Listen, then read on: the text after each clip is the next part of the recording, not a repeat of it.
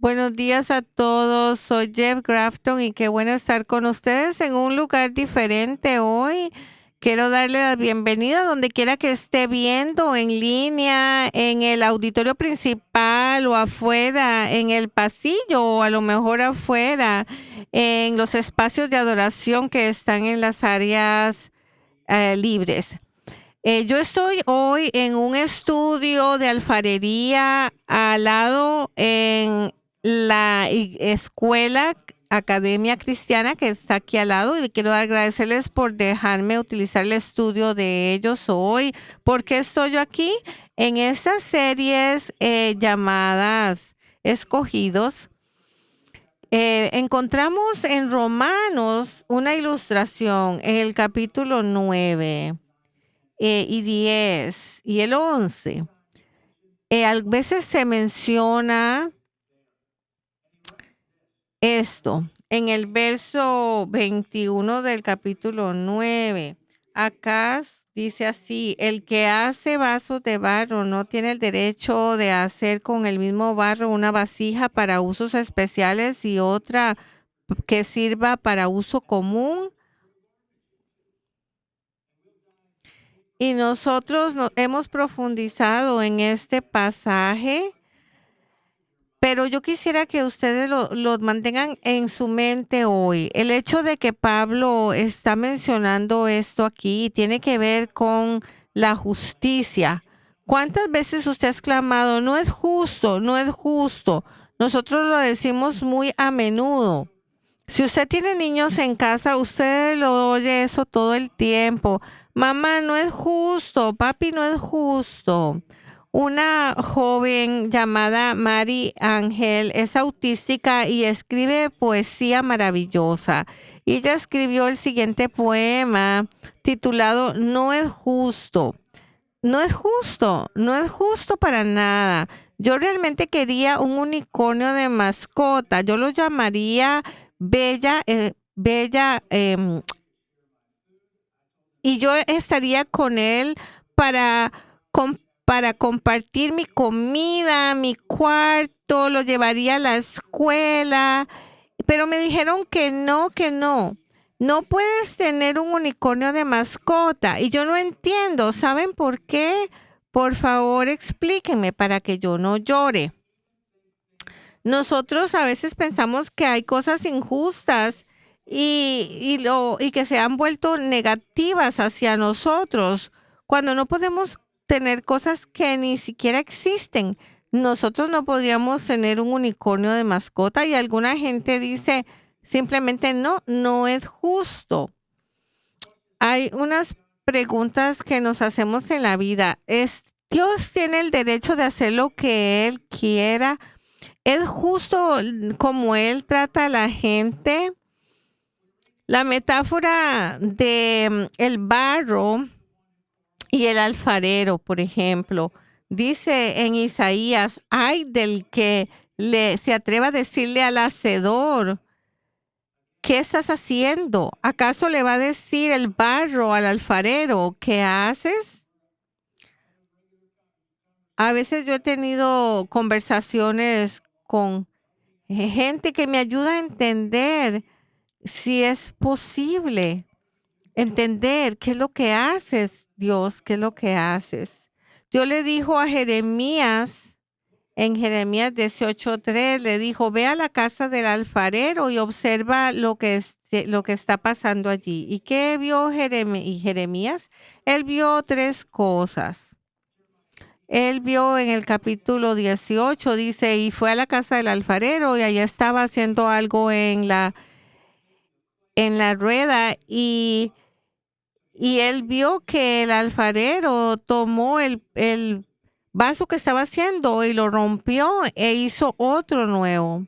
Él vio un alfarero y él vio la rueda del alfarero y Dios le dijo a Jeremías, yo soy el alfarero y yo soy un alfarero con muchas habilidades. La rueda del alfarero representa mi trabajo en tu vida. Y como el alfarero yo puedo hacer con el barro lo que yo quiera. O la arcilla. La arcilla es muy pesada. y se ve hasta fea. No me gusta decirlo, pero esto lo representa a usted y a mí también. Y esta arcilla la tiran debajo de una rueda y el alfarero comienza a darle forma. El alfarero pone sus manos en la arcilla y él puede transformar esta pelota de arcilla y hacer algo muy bello.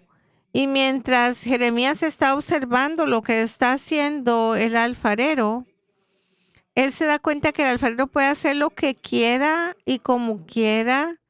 Y él también se da cuenta que el alfarero tiene un plan y un propósito.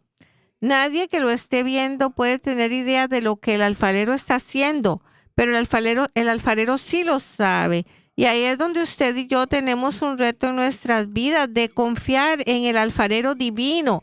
Nosotros entendemos que Dios tiene un plan y un propósito, aun cuando nosotros no podemos ver lo que es.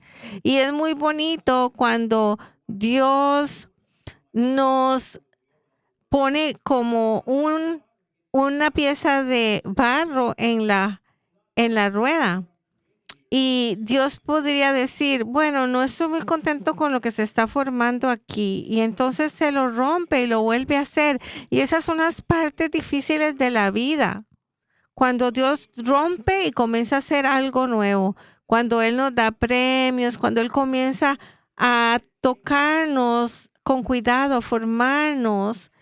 Y en cualquier momento la arcilla nunca va a dejar las manos del alfarero. Pareciera que lo hace, pero no. Usted nunca se va a salir de las manos de Dios, porque Él lo está haciendo a usted conforme a la imagen de Cristo. ¿Y eso solamente pasa en vidas individuales o será que Él también puede hacerlo con las naciones o con grupos? Cuando vamos a Romanos, nos menciona una parte de la escritura que tal vez sea difícil de comprender, pero hay unas partes de ellas que aun cuando usted cree que las entienda no parecen muy correctas para nosotros. Y tal vez usted lo ha experimentado en Isaías 55, 8, 9. Dice, mis pensamientos no son tus pensamientos, ni tus caminos mis caminos, declara el Señor, porque tan altos como son los cielos de la tierra, así son mis caminos más altos que los tuyos y mis pensamientos más altos que tus pensamientos. En los días del apóstol Pablo, los cristianos judíos que vivían en Roma, muchos estaban preguntando si Dios tendría un lugar para los israelitas en la parte más baja del estante, porque algunos de ellos habían puesto su fe en Cristo Jesús y habían comprendido que Jesucristo era su Mesías. Y el evangelio que Pablo proclamaba muy claramente hablaba de que muchos judíos no habían estado incluidos en las promesas de Dios y que muchos gentiles sí estarían incluidos en las promesas de Dios. Y eso no se recibía muy bien. Ellos pensaban estaba siendo infiel e injusto, porque después de todo Dios había prometido a todos los descendientes de Abraham que ellos serían los que recibirían todas las bendiciones del pacto. Y había un sentimiento de que Dios nos debía esto, de que Dios estaba obligado a cumplir con esto. Y Pablo escribe los capítulos 9 y 11 para hablar de estas preocupaciones que explicaban que Dios es fiel, que Dios es justo y que Dios no nos debe nada. Así que estas preguntas, ¿tiene Dios el derecho de hacer lo que Él quiere? ¿Es Dios justo en la manera en que Él trata a la gente? Antes de que profundicemos en esto, voy a darles un par de puntos al lado. La doctrina de la elección divina es un gran punto que lo vamos a introducir hoy. Y hoy de ningún modo les estoy hablando de esto únicamente hoy. Vamos a hablar de eso también en otras semanas. Pero mientras hacemos esto, mientras hablamos de la doctrina de la elección divina, La gente algunas veces dice que Dios escoge a unos y que Dios no escoge a otros y que ya Dios escogió a quienes van a ir al cielo y quienes van a ir al infierno. Y yo no creo que Dios enseñe eso, pero hay algunas personas que enseñan esto y que creen esto. Entonces vamos a mantener nuestro enfoque en lo que la Biblia dice al respecto. Segundo punto, en estos capítulos, los ejemplos de Pablo vienen del Antiguo Testamento. Muchos de ellos saben acerca de Joe, y Kamala, y Donald, y Ron, y Taylor, y María, y Blake, y Ryan, y de Abraham, Isaac, Ismael, Jacob, Esaú, Sara, Rebeca, Moisés y Faraón. Pablo está asumiendo que sus lectores están familiarizados con los personajes del Antiguo Testamento. Si usted no se siente familiarizado con esos nombres de personajes de la Biblia, yo le motivo a que usted lea la Biblia, que aprenda más de estos personajes para que le sea más sencillo comprender este estudio.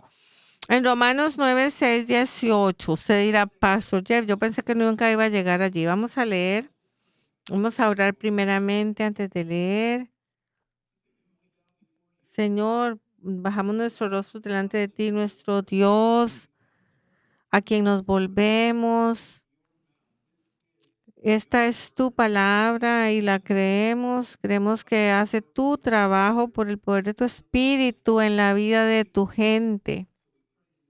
Por eso oramos para que cumplas tu propósito y nos ayudes hoy en el nombre de Jesús. Y la gente de Dios dice amén. Vamos a empezar con los versos del 6 al 9 en Romanos 9. Entonces, ¿perdieron valor las promesas de Dios? No. Lo que pasa es que no todos los que descienden de Israel son el verdadero pueblo de Israel. El simple hecho de descender de Abraham no los hace verdaderos hijos de Abraham.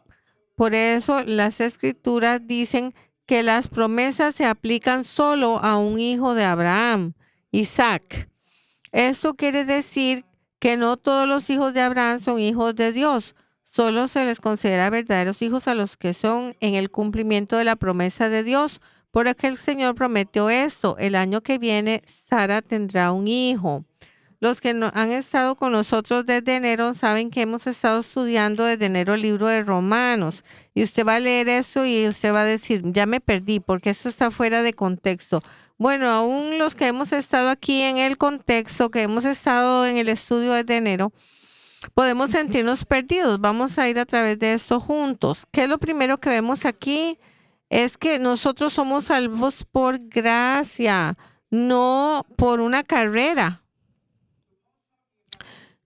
Pablo está hablando acerca de Israel. ¿Cómo es que Dios ve a Israel hoy? ¿Todavía es Israel parte de su plan como nación o Dios los puso allá en la parte de abajo de la espera? ¿Cómo es que la gente responde al Evangelio de Cristo Jesús en el pasado y hoy? Estas son preguntas que Pablo se estaba haciendo porque la gente quería saber de eso. ¿Fue que Dios les falló el plan a Israel? No, Dios no le ha fallado de ninguna manera a su plan. Pablo piensa que como ustedes o yo vemos a Israel y él dice, el trabajo de Dios y sus promesas pareciera que no se han materializado, que se han fallado en materializar, porque no sucedió porque ellos no le pusieron atención al Mesías. Alguna gente dice que ellos han sido maldecidos, pero usted ve esto y usted dice, ¿cómo sé yo que Dios vendría a través de mí? Y Pablo responde a esta pregunta diciendo que no es a través de nuestras obras. Él dice algo que tal vez se escapa de nuestro entendimiento, pero dice que no todos los israelitas descienden de Israel. Entonces eso como que quiere hacer explotar nuestra cabeza. Eso se sale de lo que el rabí del propósito, porque se suponía que todos los judíos estarían dentro del reino de Dios, pero Juan el Bautista también nos dijo algo. Mientras usted lee el Evangelio y usted oye a Juan el Bautista hablando y dice, ¿de dónde vino esto? Bueno, eso tiene que ver con lo que dijo Pablo y lo que dijo Juan el Bautista. Eh, dijo Juan el Bautista, se supone que usted pueda decirse a usted mismo, tenemos a Abraham como nuestro padre, pero yo les digo a ustedes que de estas piedras Dios puede hacer que se levanten hijos de Abraham. Las promesas de Dios son para la gente de fe. Ellos son, dice Pablo, la gente de fe, son los verdaderos descendientes de Abraham. Y Dios promete que a través de su hijo Isaac venía el lineaje del Mesías. Y Pablo mira esto más profundamente y nos dice en el verso 8 que no son los hijos de la carne los que son hijos de Dios, pero los hijos de la promesa son los descendientes, o sea, los que vienen a la fe en el Mesías, en Jesucristo. Somos salvos por gracia, no es por una carrera, así que no importa cuál es su linaje, de dónde usted descendió. Nada de eso importa porque nosotros no somos salvos por raza, sino por la gracia. Los hijos de la promesa, los hijos de Dios vino a través de Isaac. ¿Se acuerdan? El hijo que nació milagrosamente de un hombre de 100 años. Y hace unas semanas que estuvo aquí nuestro amigo Marquís, él nos narró estos pasajes de la Biblia. Pablo, cuando él estaba predicando, él hablaba de los que llegaban a Jesús por fe, eran los verdaderos hijos de Dios. Y los judíos que reconocían a Jesús y venían a Jesús por fe, ellos eran los hijos de Abraham. Segundo, el alfarero tiene la libertad de hacer lo que quiere hacer de manera como él quiere hacerlo. En el verso 10 dice,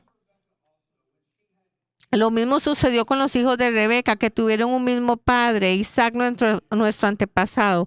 Cuando ella estaba a punto de dar a luz mellizos y antes de que estos hicieran algo bueno o malo, Dios le dijo, Esaú, el mayor servirá a Jacob el menor. Como dicen las escrituras, amé a Jacob y aborrecí a Esaú.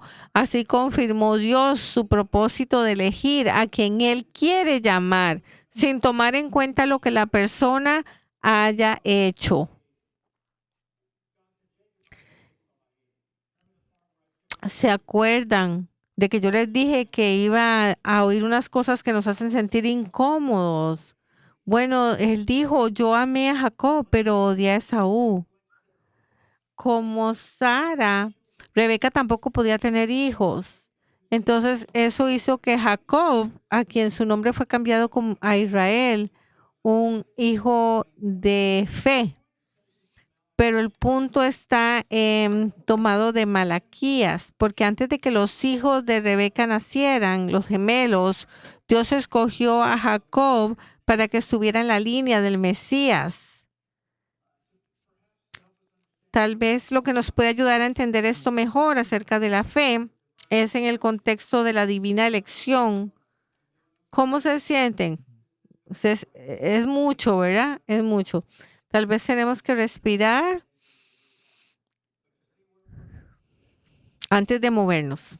Ya ven dónde estamos. Lo que Pablo está diciendo es que hemos sido salvos por gracia, que hemos venido a la familia de Dios, no por haber nacido en ella, sino por haber venido por la fe a Jesús. Vamos a tomar esta última línea de que yo amé a Jacob y odié a Esaú. Usted tal vez tenga un problema grande con esto. ¿Cómo es que Dios amó a uno y odió al otro? Eso no parece que sea como la tendencia de lo que yo veo, como yo veo a Dios, porque Dios es un Dios de amor. ¿Y cómo es que Dios dice que él odia a Esaú?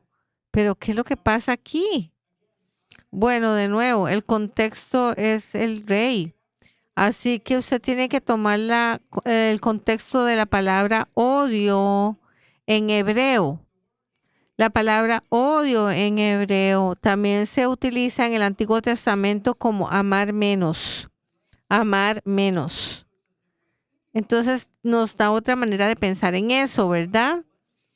El que fue nacido de las bendiciones, Dios amó menos a Esaú, menos de lo que él amó a Jacob, porque Dios bendijo a Esaú también. Él también recibió bendiciones de Dios.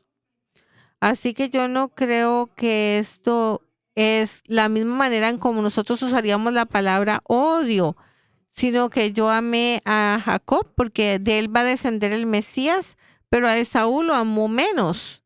Es diferente. Antes de que ellos nacieran, Dios sabía el futuro de los descendientes de Esaú, los llamados edonitas. Ellos se alejarían de Dios, ellos no caminarían con Dios, no tendrían fe en Dios, tendrían ídolos falsos y Dios sabía esto. Y él sabía que el mayor serviría al menor, lo que no era la cultura del tiempo. Esto es contrario a la cultura de ese tiempo. Este amor-odio o amor y amor menos no siempre se encaja en nuestra teología. Yo no sé acerca de usted, pero yo odio cuando las escrituras no van de acuerdo con mi teología. Entonces lo que yo tengo que hacer es cambiar mi teología para que vaya según la escritura. Lo que Jesús está hablando aquí, ¿de qué está hablando Jesús aquí? ¿Se acuerdan en Lucas cuando él dijo, si alguien viene a mí y no odia a su madre y a su padre, a su esposa, a sus hijos, a sus hermanos y hermanas y aún su propia vida, no puede ser mi discípulo? ¿Y cómo, Jesús? Usted ha leído esto antes, ¿verdad? Y usted dice, bueno, yo no sé qué significa esto, así que mejor voy a pasar esto y voy a ir a otro verso mejor. No, lo que él nos está diciendo aquí es que tenemos que odiar a nuestros miembros de la familia, como odiamos la palabra, como usamos la palabra odio en nosotros día a día en nuestra vida. En Mateo 10:37 dice, aquel que ama a su padre y a su madre más que a mí no me merece. Y el que se ama a sí mismo, más a su hijo, a su hija, más que a mí no me merece. Dios, el propósito de Dios no siempre promueve su gloria, aun si nosotros no lo entendemos. Cada detalle. La pregunta real no es por qué Dios amó a Esaú menos, pero por qué Dios escogió a Jacob. Dios escogió derramar misericordia sobre los descendientes de Jacob. Él hizo algunas cosas malas también, Jacob. Él también merecía justicia, pero Dios le dio misericordia. Esaú simplemente recibió lo que le venía. Sin la misericordia de Dios, Jacob también hubiera perecido. Nosotros, usted y yo, hemos nacido a través de la gracia de Dios, de su elección, de su amor, que hemos recibido misericordia, porque nosotros éramos objetos de la ira de Dios. En Efesios 2:3 dice eso, que si Dios nos hubiera dado lo que nos merecíamos, nos hubiéramos ido al infierno. Usted no, pero yo sí me hubiera ido. Pero la misericordia de Él, a través de su único hijo, es lo que nos salvó. Él tiene un plan, tiene una razón. Él tiene el que está trabajando, el alfarero, tiene una razón para hacer lo que hace. El milagro de Dios es habernos salvado. Pregunta, ¿es Dios justo? ¿Es Dios injusto? Jacob y Esaú, siempre hay cosas que del amor, de más amor. ¿Es Dios injusto? Bueno, las buenas noticias es que el alfarero divino es totalmente justo Y aun si no fuera justo, deberíamos alegrarnos, porque si Él no fuera justo, a pesar de eso recibimos a Jesús.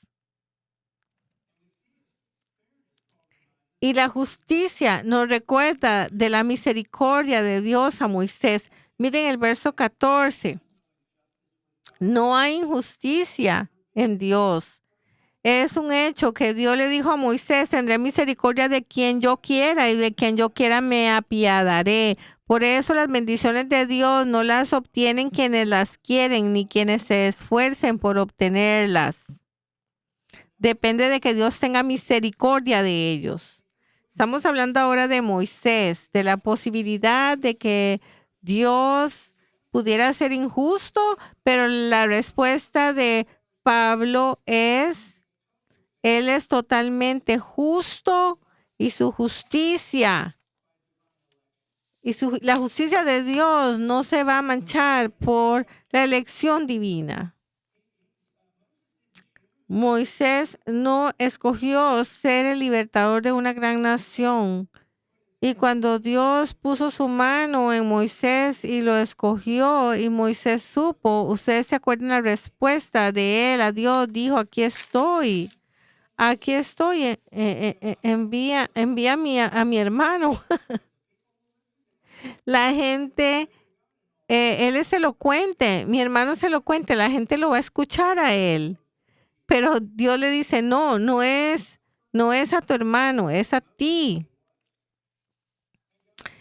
Y Dios escogió mostrar misericordia a un hombre que no particularmente la mereciera.